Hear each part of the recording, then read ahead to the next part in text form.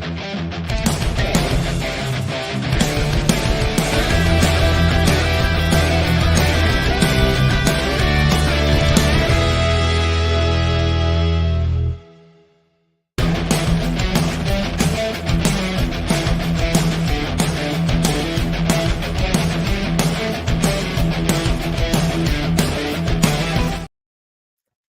there, this is Datila, and welcome to the Wrestling Time Post Show. It is Monday, February 5th, 2024, and tonight I'll be talking about Monday Night Raw. So tonight's Raw was rather interesting. As you guys know, over the weekend, people were doing the hashtag We Want Cody. And so Seth Rollins opened tonight's show, and there were immediately chants for Cody Rhodes. Like, they immediately chanting, "We want Cody." They started booing The Rock and started chanting, "Rocky sucks." And Michael Cole alluded to this by saying, what is it, 1996? You know, because that was the year that The Rock was getting booed. And so, like, you know, Cody Rhodes comes out and the crowd is just like cheering for him. Like, basically, he's got the entire fans behind him. And, you know, when Rollins suggests that he needs one more match with Cody, like, the crowd boos. And, like, there's this moment where Seth and Cody are kind of just standing there, and the crowd is chanting, "Rocky sucks." And Seth Rollins is like, I wasn't expecting that, you know? So that is interesting that happened. And then, like, Drew McIntyre comes out, and, like, he's encouraging Cody Rhodes to finish his story, probably because he wants Seth Rollins. He has his shirt, which was really savage of Drew McIntyre to have. You know, it's a tombstone. It's a CM Punk's WrestleMania main event. I was like, holy shit. I can't believe he did that. But, you know, it fits his character perfectly. So he was basically telling Cody not to let him down, let these people down, his family, and all the people across the world. And I really like the fact that McIntyre brings up the fact that Seth Rollins lost to Cody Rhodes 3 times. He even says the pot calling the kettle black. And Drew McIntyre, like, cheap shot at Rollins, and then Cody Rhodes, you know, defended Rollins, attacked Drew McIntyre, but it was just an interesting opening segment, I would say. Because, like I said, the crowd was chanting "Rocky sucks." The commentary was alluding to it. So I feel like the fan backlash, if it's anything like the Daniel Bryan stuff in 2014, the fan backlash might cause him to kind of pivot a little bit. I don't think this was a work. I think they're shooting themselves into a work. That McIntyre shirt was great. Punk haters are going to be all over it. Yeah, that's true. They are. So, and one of the interesting things was that commentary kept saying that their matches aren't locked in yet, that we'll find out on Thursday. They're really hyping up this WrestleMania press conference. So, honestly, I feel like the only way out of this now, if Roman versus Rock is locked in for WrestleMania, the way you get out of it, you do Rock versus Roman night 1, you do Cody versus Roman night 2.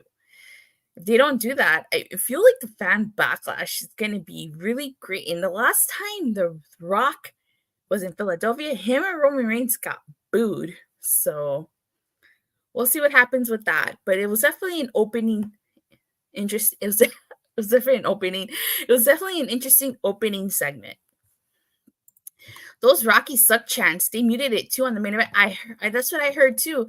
Because I was wondering why the crowd seemed so quiet during the main event when they were really loud in the opening, but I heard that they muted the chants. I think somebody on Twitter uploaded a video of the main event, and they were chanting "Rocky sucks." So we'll see what happens. Rock versus Roman, if it happens, is going to be it. I don't think it should be on night 2. I think it should be Cody versus Roman night 2, just because I feel like if it does happen, it is on night 1. I feel like Roman might retain just so he gets to defend his title against The Rock, even though that match doesn't need the title. But is it 1996 again? Michael Cole, that was, yeah, it was hilarious. So yeah, but they were chanting "Rocky sucks, we want Cody." And, like, you could see the emotion in Cody's face. Like, he was trying to hold it back, but he was really happy the fans were behind him. So We have to wait and see. It's tomorrow's Tuesday. Conference is Thursday, so it'd be interesting to see how the live crowd reacts to The Rock and to the Roman. Let's see, where they chant Rocky sucks, maybe. Who knows? So it's going to be an interesting must-see press conference. So the tag team title shot qualifier featured the New Day versus the Creeds versus DIY versus Imperium. This was a really great match. Really enjoyed this match. One of my favorite spots in this match was when Johnny Gargano did the slingshot spear to Xavier Woods, and then another spot that I like was actually one of the finish where Ciampa he shoved Johnny Gargano off from doing the pin because he was a legal man, which I thought was hilarious. Very great spots. This was with a lot of great spots. Very great match with a lot of great spots. Yes, it did. So DIY is victorious here, and they will face Tyler Bate and Pete Dunne to determine who will face Judgment Day at Elimination Chamber. So I kind of feel like because DIY just lost to Judgment Day, it would make the most sense if Pete Dunne and Tyler Bate face them. Honestly, we get a fresh match, and I would like to see that. Not saying that I don't want to see DIY versus Judgment Day again. I do at some point, but they just lost. So tag team wrestling without the Usos have been great. Yeah, it has been. Honestly, the tag team division has stepped up its game. We get an Elimination Chamber qualifiers: Becky Lynch versus Shayna Baszler. This is a decent match, but I feel like it was pretty obvious Becky Lynch was going to win. Now, they did mention that Shayna Baszler, the last time she was in the Elimination Chamber, she did dominate. But what did it lead to? It didn't really lead to anything. She lost that year to Becky, I believe. And so I knew Becky was going to win. It was no surprise when she did. I honestly feel like the WrestleMania plan is going to be Becky Lynch versus Rhea Ripley. But decent match. We get a quick Liv Morgan interview. And basically, the whole gist of this is she wants revenge. She wants to get her revenge on Rhea Ripley because she had a whole year taken from her. So I feel like she's also going to win her match against Zoe Stark. We get a backstage segment with Adam Pearce and Drew McIntyre. And he's basically scolding Drew McIntyre because he's asking him what part of medically clear did he not understand. And he sees Drew's shirt and he says he could have fined him for that shirt too. Drew McIntyre is doing the best work of his career. Honestly, I would not mind if Seth Rollins' match is against Drew McIntyre here. Because Drew McIntyre deserves to have his moment in front of fans. It was taken from him in 2020. He deserves to have that moment. So Rhea Ripley cuts a promo, and basically the whole gist of this promo is that she wants Nia Jax. Adam Pearce, he comes out and he says that he will give her Nia Jax at the Elimination Chamber for the title. Now, the Elimination Chamber is in Perth, Australia, which is Rhea Ripley's home country. I don't think she's going to lose the title. Hell, I wouldn't mind if she main events. Give her that moment. Drew killing it as a hater heel. Yeah, he's definitely killing it. He's doing a really great job. So, Nia Jax hasn't been too bad herself, but Adam Pearce tried to stop her, and she just kind of just shoved him out of the way. Security came out. It's Adam Pearce is losing control of his show. Not to compare him to Nick Aldis, but Nick Aldis seems to have a much more tighter control over SmackDown. I mean, he even stood up to Roman Reigns, and I feel for Adam Pearce. He's losing control. You don't care for that match? Yeah, probably some people don't. So next we get a mixed tag match: Akira Tozawa and Maxxine Dupri versus Ivar and Valhalla. This Maxxine means well. She means well, but I feel like she still needs a lot of work to progress. This was not a really good match. This was not a good match. No, I'm sorry. I'm sorry to say it was not a good match. They tried their best. They did. But I still think like Maxxine with a little bit of more work, she could be fine. Yeah, I like Maxxine, but she's still green as grass. Yeah, she is. Yeah, she definitely needs a lot of work, a lot more work. And if she continues to work, she will get better. But this was not a good match. Oh, hey, Daniel. You thought Raw was okay? Raw was, it was all right. We get a quick Judgment Day set backstage segment, and they're basically discussing their options, but like Finn Balor like doesn't really care because they're gonna beat them. You know, Dom says that Rhea is good but not happy, and then basically like R-Truth shows up and he apologizes for being late, and he thinks that beatdown they gave him was his initiation into Judgment Day, and like Finn Balor doesn't want to deal with it, and Priest tells Truth to make himself feel at home. So I don't know how many more beatdowns Judgment Day has to give R-Truth before he gets it. Miz is interviewed really quickly backstage, and he says that last week was a declaration of war. So, like, basically, he's going to war to Judgment Day, and he says that he thinks that Truth still thinks he's in Judgment Day, and I thought Judgment Day kicked out Truth. It seemed that way. So it leads into JD McDonagh versus The Miz, which was an okay match. You know, R-Truth comes out and he starts handing out t-shirts to the crowd. He puts a new shirt on Dominic. This allows Miz to kick Dominic, and Truth calls JD over. He gives him stacks of cash. You guys know how like he was giving Judgment Day members their stacks of cash, although I don't think he gave one to Rhea, you know, for their cut of the merchandise. So this allows Miz to take over with the skull-crushing finale. And so Truth seems to celebrate with The Miz. R-Truth was the best part of the match. I kind of feel, and this is just my personal opinion, I kind of feel like The Miz and R-Truth are the Kevin Owens and Sami Zayn to the bloodline, to the Judgment Day's bloodline. And I feel we're going to get a repeat of last year. I think where they're going with this, it's going to be Awesome Truth versus Damian Priest and Finn Balor at WrestleMania, either night 1 or 2, for those tag titles. Truth is Judgment Day's merch guy. Yeah, he is. So that's what I think this is going. That's where it seems to be going. If they don't do The Miz and R-Truth versus Damian Priest and Finn Balor, I think I just said that. That's what this has to be going, right? I just feel like the booking of this has just been kind of all over the place. They should have allowed. It's probably going to happen at WrestleMania. I don't think it's going to happen to the Chamber. Like I said, it's going to be the winner of Tyler Bate and Pete Dunne versus DIY that's going to face Judgment Day at Elimination Chamber. You don't think? I'm not sure what to think. You're not sure what to think?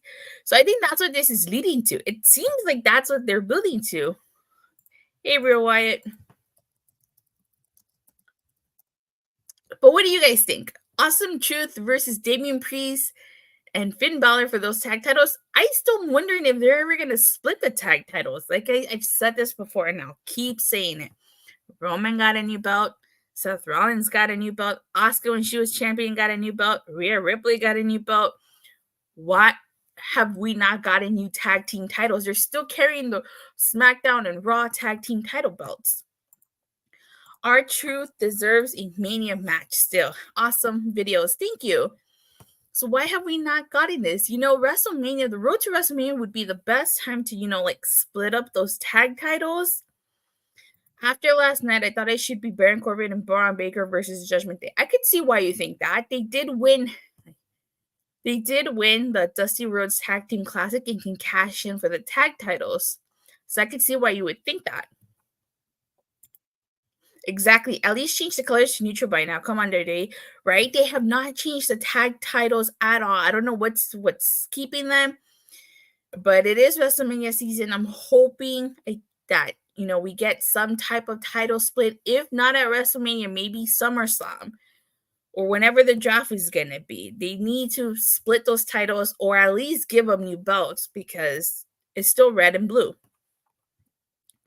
And I feel like the tag team division is a little stronger now than it was a couple years ago, so that they can have separate tag belts.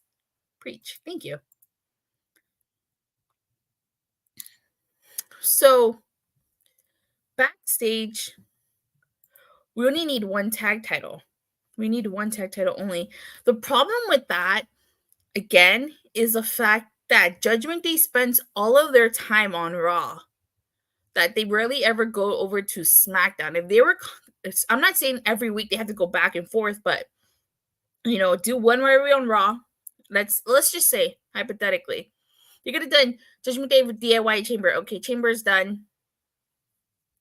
Go to SmackDown. That team versus Judgment Day, probably WrestleMania that's their SmackDown. Then alternate between the brands. But Judgment Day spends all their time. I don't even remember the last time Judgment Day was on SmackDown. That's how long it's been since they've been on SmackDown. Anybody remember when Judgment Day was last on SmackDown? Because I don't remember. I think it was like sometime last year. And that's the issue, is that they spend all of their time on, just like the women's tag titles. Like, the only reason they're on Raw now is because like Damage Control is actually going back and forth, which is good. The Kabuki Warriors, they're going back and forth between Raw and SmackDown. I think it was before Survivor Series. When was that? Like November? Don't split the tag belts. I don't trust WWE consisting on tag teams on both brands. Okay. So if we don't split the tag belts, we just need whoever holds tag belts to show up on both brands. Like I said, Judgment Day spends all their time on Raw. When are they going to go over to SmackDown and feud with the SmackDown teams? So that's why I feel like Tyler Bate and Pete Dunne are beating DIY, because they're the SmackDown team. So, and they, like I just said, they literally just beat DIY. So,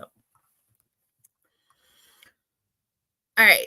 So backstage, we get Kaiser and Lynch asking Pierce if everything's prepared, for Gunther's 600-day celebration, and Braun Breaker shows up.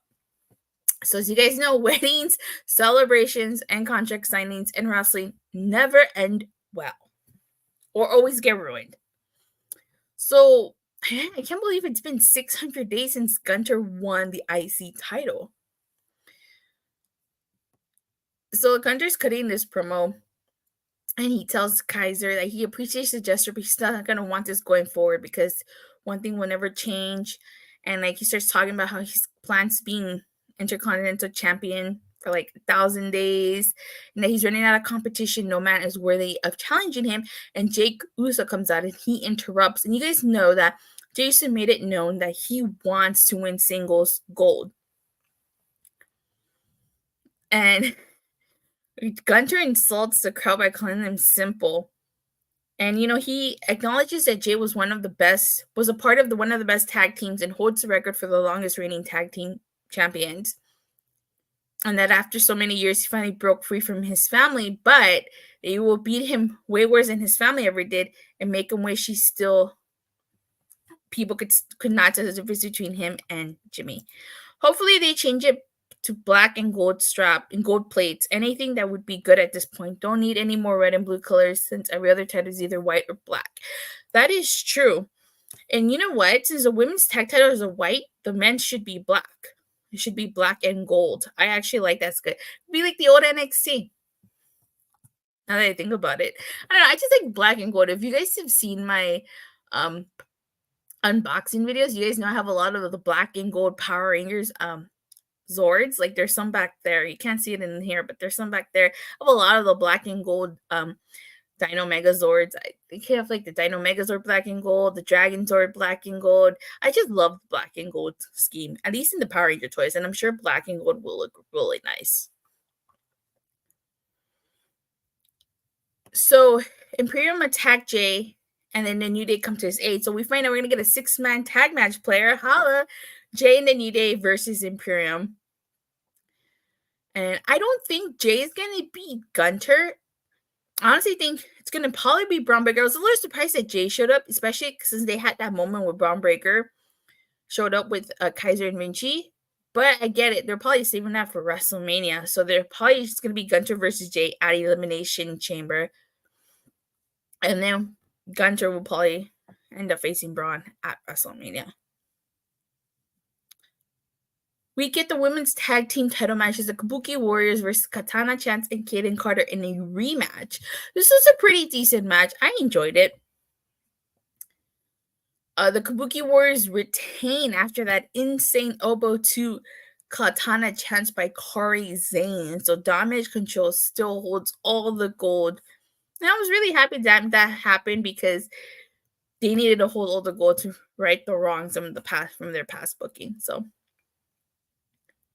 we get a Sami Zayn interview, and it was like this interview was probably done before the show because he was just sitting down on the in the little chairs, and he says that he had a conversation with Triple H after his match with Roman Reigns, who told him that he gave the performance of a lifetime, and he called him Rocky. Sami says he will fight like an underdog. He is a contender who will be champion. So I really like that. I wouldn't even mind if it's Sami Zayn versus Seth Rollins. Or hell, make it a triple threat. Sami Zayn versus Seth Rollins versus Drew McIntyre. Especially since Drew McIntyre, I don't think he's re-signed a new contract. Hopefully, Jimmy caused Jay. Personally, I want Gunther to face a returning Sheamus at WrestleMania. Sheamus also finished his story by winning his first Intercontinental title, making him Grand Slam.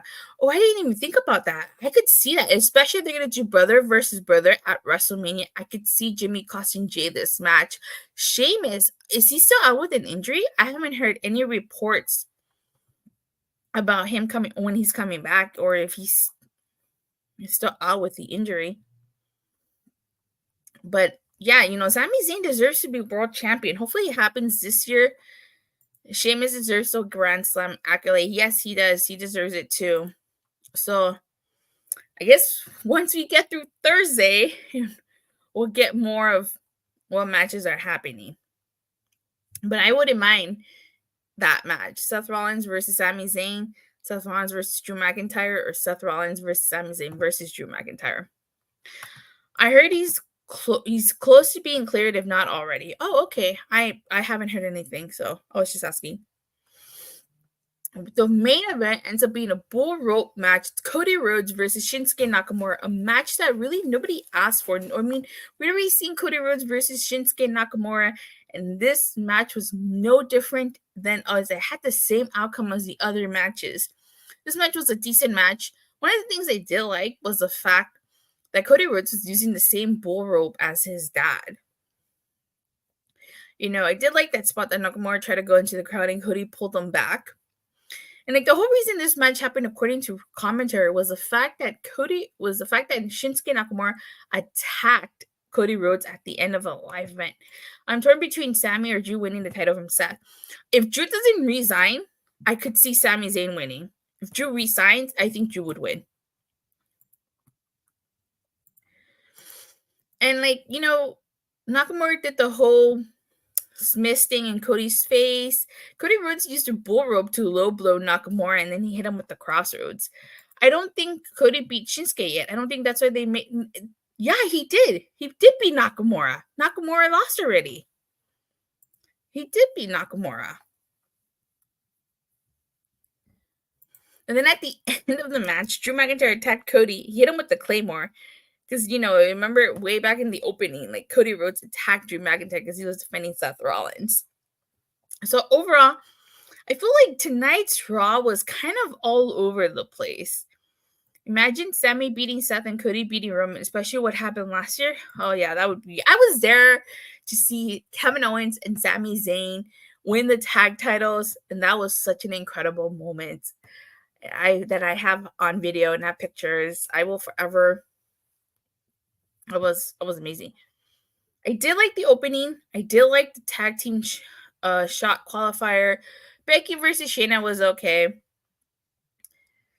But the Akira, Tozawa, and Maxxine versus Ivar and Valhalla was not a huge fan of that.